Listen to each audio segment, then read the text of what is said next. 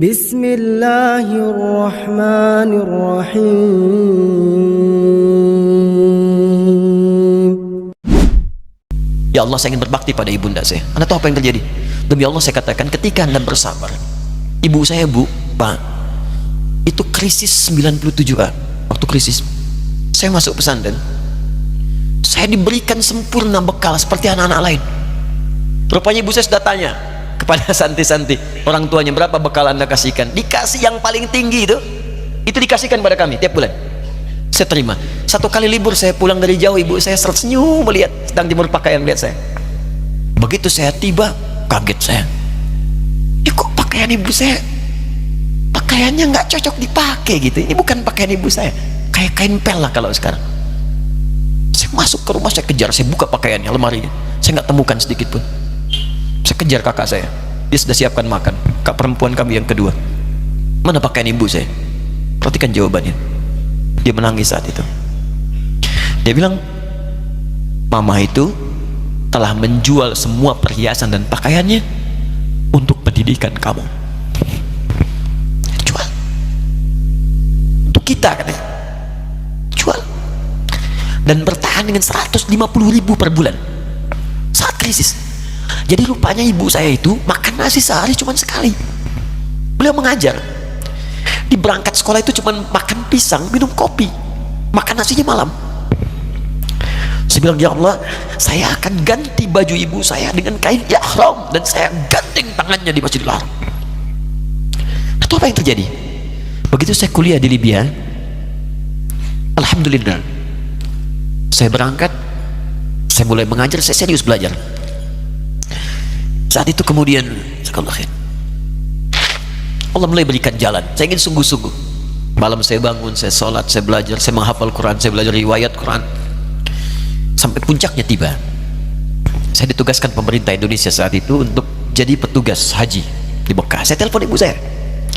Saya bilang, Ma, saya insya Allah akan haji 2010. Saya telepon Februari saat itu.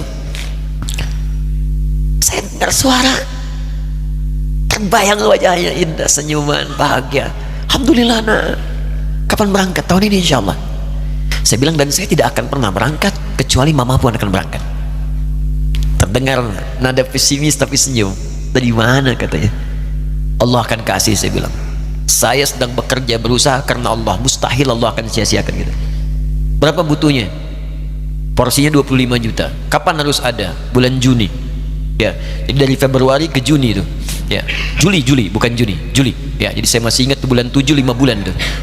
Saya, ibu, Pak, nabung saya beli tabungan, saya niatkan untuk ibu saya haji. Bulan Juli masih setor 25 juta. Jadi semua tabungan masukin situ. Ada yang ngajar ngasih, masukin situ. Masukin semua. Tepat sepekan sebelum itu kemudian didaftarkan, saya buka tabungan. Allahu Akbar, karunia Allah luar biasa. Tadi butuh berapa? 25 juta. Begitu dibuka, Masya Allah, 1 juta. Karena beasiswa nggak banyak, 1 juta. Tapi 3 hari sebelum daftar, entah dari mana ibu-ibu pengajian nih KBRI datang. Ustadz, ibu katanya mau haji juga ya? Ustadz mau haji ya? Ibu ikut ya? Sudah, nggak usah dipikirin, nanti kami yang pikirkan semuanya. Tiba-tiba dikirim, bayar porsinya di sana, dapat koper paling besar. Bayangkan, tadinya kopernya belum datang, telepon lagi, nak, koper belum datang, katanya. Saya bilang, Ma, tenang aja, apa hajinya nggak jelas ini? Tidak jelas, saya bilang, insya Allah. Ya. Nah, cuman beritanya berbeda. Begitu saya telepon lagi, Ma, gimana bisa? Nah, telah keluar pengumumannya. Kapan, Ma? 2013. Loh, kan saya haji 2010, nggak bisa, harus 2010. Lihat kalimat ibunda saya. Nah, jangan pernah mengambil hak orang lain. Allah kasih 2013, alhamdulillah. Saya bilang, Ma, kita tidak harus mengambil hak orang lain, tapi kita meminta kepada Allah yang memanggil kita. Boleh jadi Allah akan berikan tambahan kuota pada tahun ini. Doa lagi, minta, nang ke masjid.